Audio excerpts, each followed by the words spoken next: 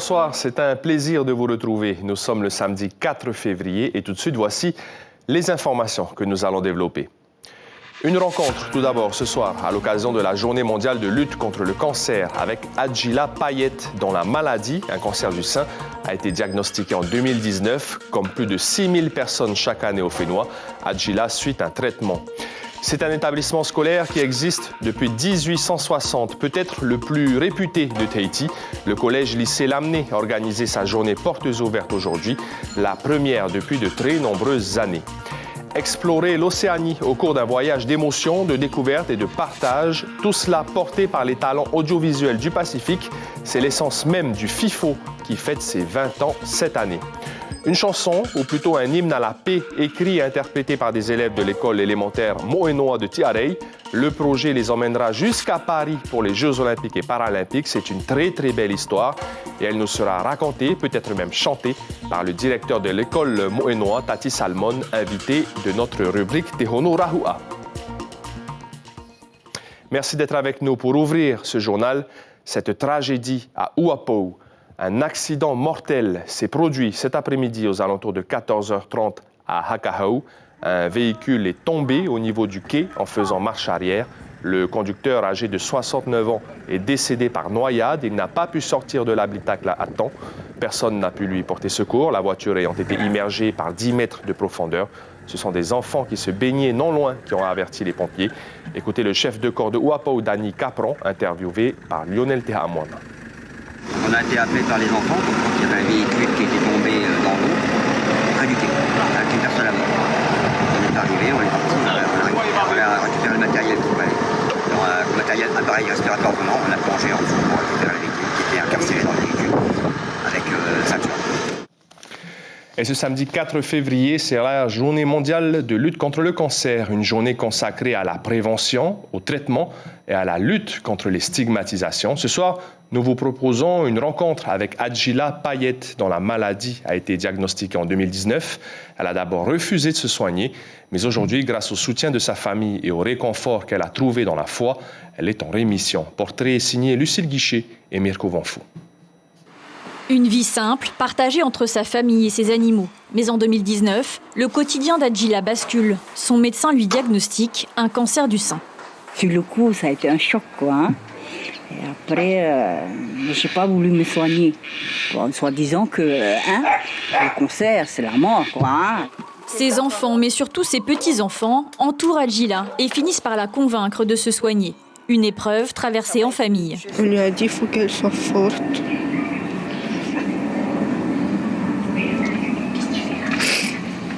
Il ne faut pas qu'elle soit tout le temps triste. C'était important pour vous qu'elle se soigne? Oui, maintenant elle est joyeuse et elle est tout le temps motivée. Aujourd'hui, Adjila a terminé ses traitements les plus lourds. Il ne lui reste que quelques cachets à prendre le soir. Tout va bien. Bon, oui, comment on fait ce qu'on va faire. On est content d'être là et on est content aussi d'être vivant. Adjila s'est investie dans une association qui accompagne les patientes touchées par un cancer. Cette journée mondiale de prévention est l'occasion de se retrouver et d'entretenir ce lien social. Je me sens bien là-dedans. C'est pour ça que je continue quand il y a les activités et tout ça. J'aimerais bien, je viens parce que ça me plaît. C'est une façon de sortir de chez toi, quoi. Hein. Tu as des amis, comme tu vois, on se rencontre, on ne parle pas de maladie, on fait comme si on n'a rien, quoi. Chaque année, entre 6 000 et 6 500 Polynésiens suivent un traitement contre un cancer. La maladie représente un quart des décès. Un dépistage précoce augmente les chances de guérison. Les festivités du Nouvel An chinois se terminent comme tous les ans avec le fameux défilé des lanternes dans les rues de Papeete, tout un symbole pour entrer dans la nouvelle année. Natacha Silagi et Sandro Lee étaient dans le cortège il y a quelques minutes. Regardez. Bonsoir, c'est bien ça. Le défilé des lanternes marque la fin de 15 jours de festivités du Nouvel An chinois. Exit le tigre, Maeva, le lièvre d'eau. La lumière des lanternes symbolise, selon la légende, eh bien, l'âme des proches disparus qu'il faut accompagner dans l'au-delà. Il y a aussi d'autres significations à travers ce défilé des lanternes. Toujours selon la légende, eh bien, les lanternes apporteraient le savoir aux enfants et donneraient l'assurance aux parents d'avoir un garçon s'ils illuminent leur jardin de ces fameuses loupiottes en papier. Tant pis pour les filles. Les experts de la communauté chinoise disent que l'année 2023 sera aussi douce que la peau du lièvre. Eh bien, c'est ce que l'on espère, en tout cas. Il a accueilli des dizaines de milliers d'élèves au fil des décennies et vous avez peut-être vous-même été scolarisé là-bas. Le collège-lycée Lamennais a ouvert ses portes au public aujourd'hui pour la première fois. Créé en 1860 par les frères bretons de Plohermel, l'établissement privé accueille aujourd'hui plus de 2000 élèves au collège, au lycée et en BTS. Sa réputation n'est plus à faire. Les parents étaient donc au rendez-vous ce matin. Natacha Silagi et Sandro Lee aussi. Le terrain et quand on redescend, on verra la cantine, le CDI et les équipements sportifs. Des élèves transformés en guides pour l'occasion. C'est parti pour la découverte de l'établissement privé catholique. Pour venir visiter, voir ce qui est proposé et découvrir les lieux, parce qu'on ne connaît pas, donc c'est intéressant. Direction le bâtiment des 6e, avec une petite pause devant le potager, avant la diffusion d'une vidéo dédiée aux parents. C'est assez carré, donc j'apprécie énormément ce qu'ils font. Côté lycée, autre ambiance. Ici, ce sont les spécialités dont il est question pour l'entrée en première. Mais garde quand même en tête ce que je t'ai dit pour la spécialité. Oui, c'est okay. Vous essayez de les conseiller au mieux, c'est ça le rôle aujourd'hui? Oui, alors surtout pas de les orienter vers un choix, c'est vraiment à eux, avec leurs parents, de pouvoir construire les choix qui vont leur permettre de bien s'exprimer en première. Juste à côté, ambiance blouse blanche et microscope, avec un meurtre fictif à élucider. Aujourd'hui, ils ont préparé une scène de crime avec tout ce qu'ils ont appris sur comment est-ce qu'on résout une enquête scientifique. J'aime bien la science à l'origine. Bon, après, j'ai pas des super bonnes notes en sciences, mais je trouve que c'est vachement bien en fait. La spécialité physique connaît son petit succès. Les futurs bacheliers parlent aussi de leur projet. Tu te prépares pendant 2 ans. Et là, il faut bien choisir les spécialités. C'est bien de conseiller les jeunes qui ne savent pas trop ce qu'ils vont choisir comme spécialité en première. Personnellement, je pense que là, à partir de la seconde, tu ne sais pas vraiment ce que tu veux faire. Et là, le fait de faire des journées portes ouvertes à l'amener, ça va permettre aux jeunes de ne pas se tromper sur les spécialités. Là, tu vas faire un petit physique, maths et de l'anglais pour t'ouvrir au maximum. Aujourd'hui, nos élèves ne savent pas forcément ce qu'ils veulent faire. S'ils ne savent pas ce qu'ils veulent faire, ils sont obligés d'avoir une ouverture vraiment au niveau des options qu'ils sont obligés de prendre très tôt en fin de seconde. Les parents découvrent, à leur demande, un établissement vieux de 163 ans. Et on répond en fait à une demande forte des familles qui souhaitent venir voir dans quel environnement va évoluer leur enfant avant de les inscrire. Et il y a certains élèves qui ont choisi de fêter les portes ouvertes à leur manière en dansant et d'autres en musique.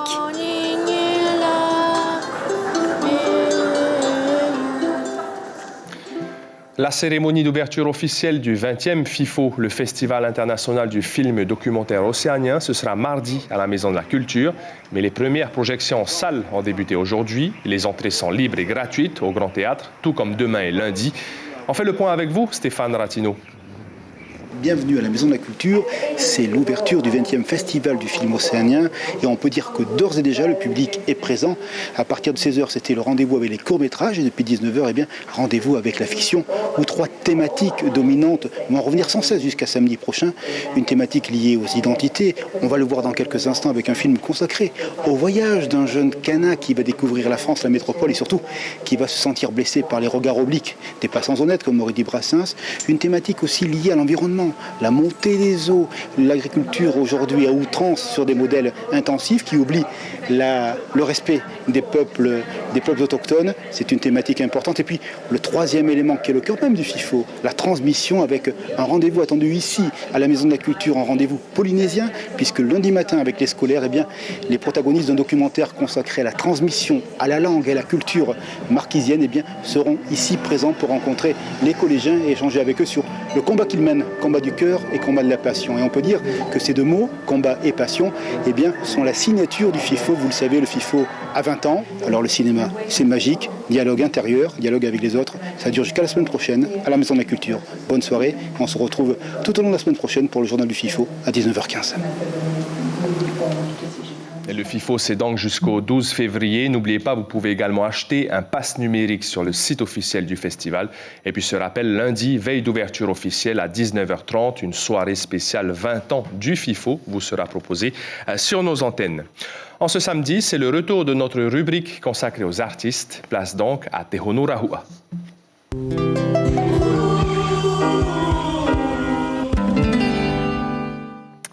Vous avez certainement déjà entendu leurs chansons ou visionné leurs clips. La CM2 Motu de l'école Mo'enoa de Tiarei a lancé un projet artistique et pédagogique assez unique. Pour en parler, nous recevons le directeur de l'école. Bonsoir, Tati Salmon. Bonsoir. Merci d'être avec nous. Donc, Ofenoa et Où va le monde sont des chansons que les élèves ont écrites et interprétées. 2 clips ont aussi été tournés et diffusés. Il y a un immense sentiment de fierté de la part des élèves et de tous ceux qui ont participé au projet, mais aussi une excellente dynamique pour les élèves. Exactement. Cette dynamique, elle fait partie, bien sûr, c'est le résultat des programmes mis en place par les enseignants. Donc, pour ce qui est l'objectif, c'est de parfaire l'écriture, l'expression orale, l'expression écrite, et puis tout ce qui tourne autour. Donc, l'excuse, bien sûr, c'était la production d'une chanson, 2 chansons en particulier. Et donc, la deuxième chanson a été retenue par le gouvernement, que je remercie d'ailleurs. Où va le monde, donc. Où va le monde, voilà. Qui parle de la guerre, fait partie, voilà, qui parle de la guerre et qui fait partie d'un projet pédagogique d'abord, et puis après qui a intégré le projet des Jeux Olympiques, dont la rubrique Génération 2024 qui concerne donc le scolaire. Avant d'en parler justement plus en détail de ce projet artistique et pédagogique qui va mener les élèves de la classe Motu jusqu'à Paris en 2024 aux Jeux Olympiques et Paralympiques, on s'y intéresse justement avec James O et Patrick Sing-Sing. Regardez. Bienvenue dans la classe Motu de l'école Mo'enoa de Tiarei. Ces élèves de CM2 font la fierté de la communauté éducative depuis la réalisation de 2 clips vidéo dans cet hymne à la paix.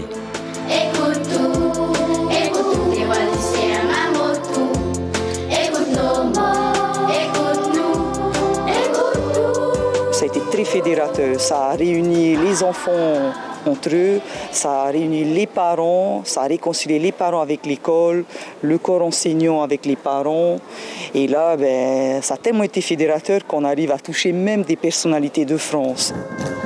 Lundi dernier, les élèves de Reia Tauru se sont une nouvelle fois illustrés lors de l'ouverture de l'Assemblée parlementaire de la francophonie à Tarahui.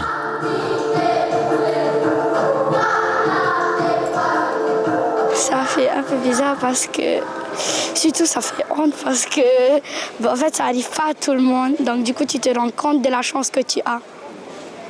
Et ça fait plaisir. Un plaisir partagé par les parents d'élèves très sollicités ces derniers jours, notamment pour la confection des couronnes végétales. Je suis très fière de mon enfant et je suis fière de tous les enfants, de toute la classe, ainsi de Reia Tauru. Dans le cadre du label Génération 2024, la classe CM2 Motu s'envolera pour Paris au mois de juin afin d'y interpréter Où va le monde à Fa'aho'imai, Itehere. En fait, c'est un message pour que tout le monde sur Terre arrête de faire la guerre et qu'on apprenne à faire la paix. Parce que c'est très important pour nous et pour notre avenir.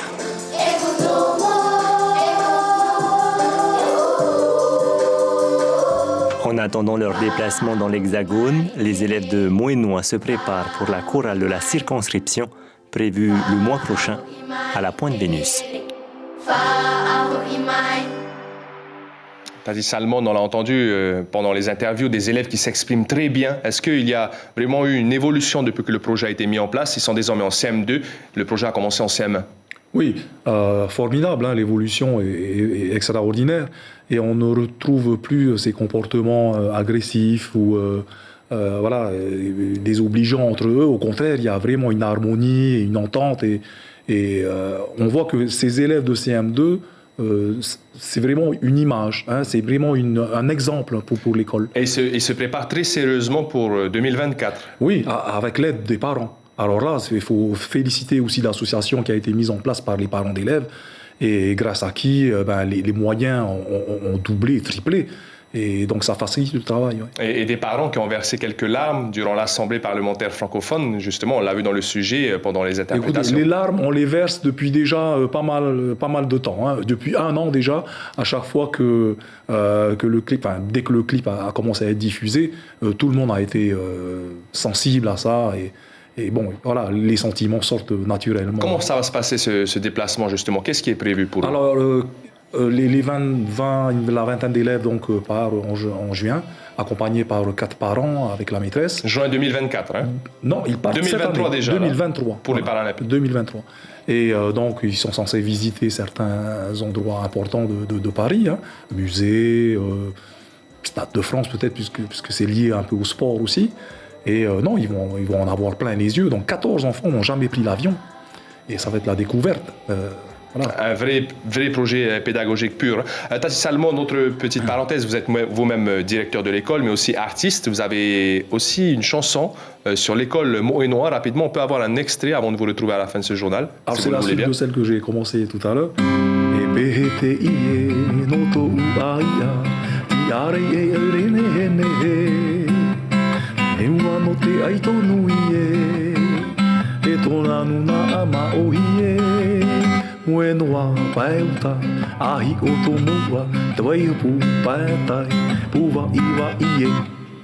Merci beaucoup Tati Salmon. Je rappelle que vous êtes directeur de l'école Mots et Noirs qui a donc ce projet pour cette école, cette classe CM1, CM2 moto, donc de partir à Paris et interpréter cette chanson Où va le monde. Merci beaucoup. On vous retrouve à la fin de ce journal.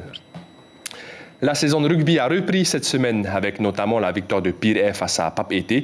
Et du côté de Fataoua aujourd'hui, des équipes de catégorie U16 et U18 se sont affrontées dans le cadre de rencontres préparatoires. Un rendez-vous prévu toutes les 2 semaines pour aguerrir nos jeunes joueurs. Objectif, les matchs à l'international. David Chang, Patrick Sinsing. Oui, on accepte d'être plaqué fortement dans les règles de l'art. Donc ça veut dire qu'on est dans l'acceptation. Il s'agit de forger le physique et l'état d'esprit. Premier match des U16, Pirée contre une alliance Pape Été Punaouia. Des rencontres à 7, plus exigeantes physiquement. Pape Été l'emporte et peaufine sa préparation pour le West Coast Champion Team à Los Angeles. Leur départ est prévu pendant les vacances de juin-juillet. Déjà, Pirée, c'est notre adversaire redoutable. À chaque fois, on est les 2 équipes qui sont les plus fortes, donc c'est compliqué au championnat. Donc on essaye de tester des choses, de tenter des choses lors des matchs pour savoir comme ça si à Los Angeles on sera prêt ou pas. Chez les U18, FAA reste mobile mais manque de concentration. Alors Punaouia en profite et s'impose. L'équipe prévoit également de partir aux États-Unis en juillet pour participer au South Lake Rugby Sevens. La compétition fait office de préparation pour les Jeux du Pacifique. À l'heure actuelle, je pense qu'on cherche à faire des équipes soudées, même si des fois on est adversaire, par exemple avec FAA, etc. On essaye hors dehors du match, avoir une belle cohésion entre chaque joueur pour pouvoir participer aux Jeux 2027 et sûrement gagner, j'espère. Les rencontres sont très régulières avec 2 tournois locaux par mois, mais les clubs et la fédération misent sur des déplacements en Nouvelle-Zélande et en métropole cette année pour parfaire l'entraînement de ces futurs seniors. C'est qu'il y a vraiment un problème de concurrence ici et on tient à ce que cette génération moins de 18, moins de 22 ans puisse s'entraîner régulièrement, puisse être confrontée à l'international pour pouvoir se préparer dans 4 ans à Tahiti 2027. La fédération débute la sélection des joueurs de 17 à 22 ans à partir du mois de mars pour la Nouvelle-Zélande. Sur place, ils suivront un stage d'apprentissage suivi d'un match contre le club qui les recevra. L'information principale de ce samedi soir, c'est la journée mondiale de lutte contre le cancer. Aujourd'hui, samedi 4 février, une journée consacrée à la prévention, au traitement et à la lutte contre les stigmatisations. En Polynésie française, chaque année, plus de 6000 personnes suivent un traitement pour lutter contre la maladie. Parmi elles, Adjila Payet, que nous avons pu rencontrer.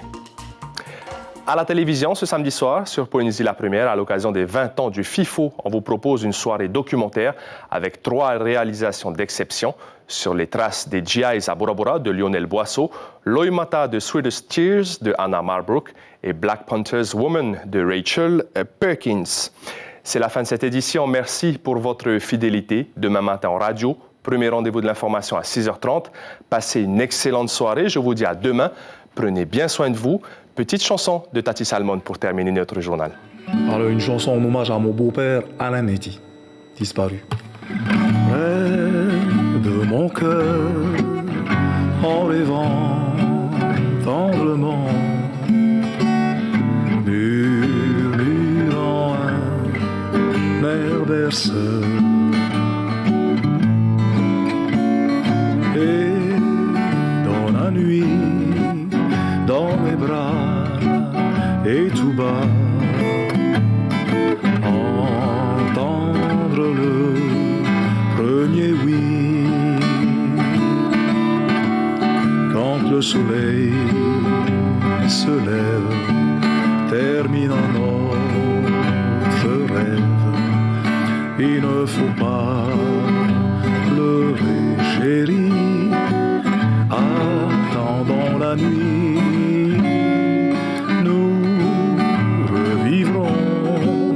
Le plus beau des romans reste comme une fleur près de mon cœur. Quand le soleil se lève, terminant notre rêve, et il ne faut pas pleurer, chérie, attendant la nuit.